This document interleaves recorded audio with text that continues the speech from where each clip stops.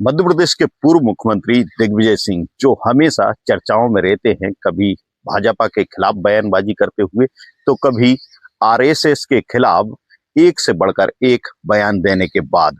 लेकिन इस बार मामला अलग है। इस बार दिग्विजय सिंह ने जो बयान दिया है, कहीं ना कहीं उसने मध्य प्रदेश ही नहीं बल्कि देश की राजनीति में एक अलग माहौल पैदा कर दिया है। सवाल उठने लगे हैं, क्या दिग्विजय सिंह भारतीय जनता पार्टी में जाने वाले हैं या कांग्रेस को छोड़ने वाले हैं। सवाल अपनी अपनी जगह हैं और वर्तमान में जो माहौल बना हुआ है, कहीं ना कहीं कई तरह के सवाल पैदा तो करते हैं। हाल ही में कैलाश विजयवर्गीय जो मध्य प्रदेश के नगरीय प्रशासन मंत्री हैं, कहानी यहां से शुरू होती है। कैलाश विजयवर्गीय विधानसभा में जाते हैं और वह दिग्विजय सिंह की तुलना सरदार वल्लभ भाई पटेल से कर देते हैं। चारों तरफ इस बयान के भी कई मायने निकाले जाते हैं कि कहीं कैलाश विजयवर्गीय जी का मन तो नहीं बदल रहा है कि वह भाजपा को छोड़कर कांग्रेस की तरफ आने वाले हैं। लेकिन समय कुछ ही बदलता है और दिग्विजय सिंह एक्स पर लिखते हैं कि आरएसएस का संगठन इतना मजबूत है और उसकी बड़ी प्रशंसा करते हैं। वह न सिर्फ आरएसएस बल्कि जो देश के प्रधानमंत्री हैं नरेंद्र मोदी, उनकी भी वहां से प्रशंसा करते हैं कि एक छोटे से कार्यकर्ता से लेकर एक राज्य के मुख्यमंत्री और वर्तमान में लंबे समय से देश के प्रधानमंत्री बने हुए हैं। यह बयान आने के साथ ही कांग्रेस में उनके बयानों के मायने निकाले जाने लगते हैं। यहाँ भारतीय जनता पार्टी में भी उथल पुथल शुरू हो जाती है। हाल ही में प्रदेश के जो मुख्यमंत्री हैं मध्य प्रदेश के, मोहन यादव, उन्हें न्योता दे देते हैं कि उनका भी स्वागत है। यदि वह आरएसएस की प्रशंसा कर रहे हैं और भाजपा में आते हैं तो उनका भी स्वागत है। यहाँ लगातार इस तरह के बयान आ रहे हैं। ऐसे में सवाल उठना लाजमी है, क्या दिग्विजय सिंह भारतीय जनता पार्टी में आने वाले हैं?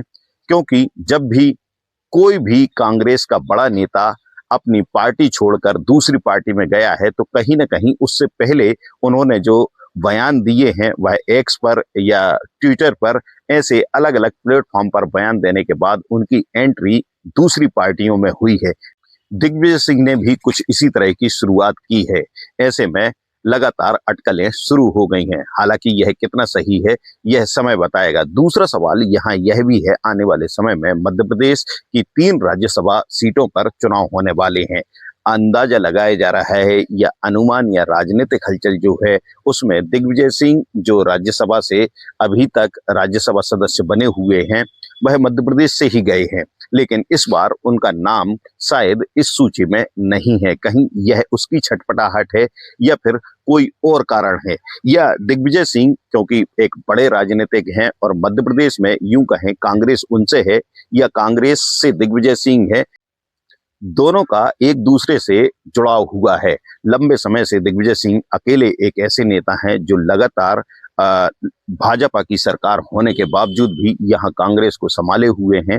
दिग्विजय सिंह ही एक ऐसे नेता हैं जो एक छोटे से जिला से लेकर पूरे मध्य प्रदेश में उनका नाम है और कहीं ना कहीं हर जगह उनके कार्यकर्ता हैं और हर जिले या विधानसभा तक उनकी पहुंच है।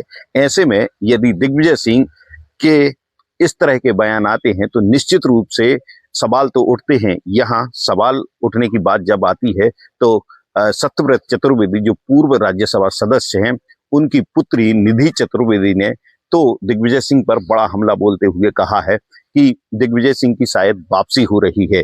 यहाँ उन्होंने राम माधव दवे की एक बयान का हवाला देते हुए कहा कि हिंदू महासभा से ही दिग्विजय सिंह के जो पिता हैं वह जुड़े हुए थे। तो कहीं ऐसा तो नहीं कि दिग्विजय सिंह की वापसी हो रही है। उन्होंने परिवार पर भी सवाल उठाए कि पूर्व में जो उनके छोटे भाई हैं वह भाजपा में जा चुके हैं और दिग्विजय सिंह की तरफ से कोई ऐसी बड़ी कार्रवाई या बड़ी आपत्ति दर्ज नहीं कराई गई थी। ऐसे में ये दिग्विजय सिंह भी यदि भाजपा में चले जाते हैं तो कोई बड़ी बात नहीं है। उन्होंने उनकी बर्खास्तगी तक के मांग कर डाली।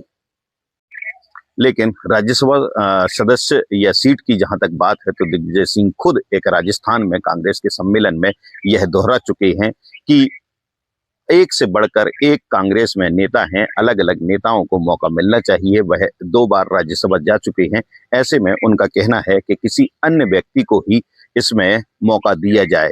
तो अब फिर वही बात आती है कि दिग्विजय सिंह आरएसएस की प्रशंसा या आरएसएस संगठन की प्रशंसा क्यों कर रहे हैं और कांग्रेसी जो हैं उनके खिलाफ क्यों उतरने लगे हैं। यहाँ मोहन यादव जो मुख्यमंत्री हैं मध्य प्रदेश के, उन्होंने भी भाजपा में आने का उन्हें न्योता दिया है।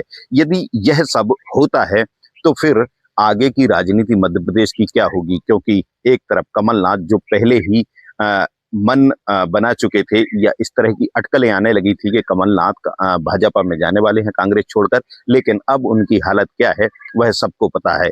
यहाँ ज्योतिरादित्य सिंधिया पार्टी छोड़कर जब भाजपा में ज्वाइन हुए तो उनका कद वहां भी आज भी कांग्रेस से भी ऊंचा है। वह केंद्रीय मंत्री हैं।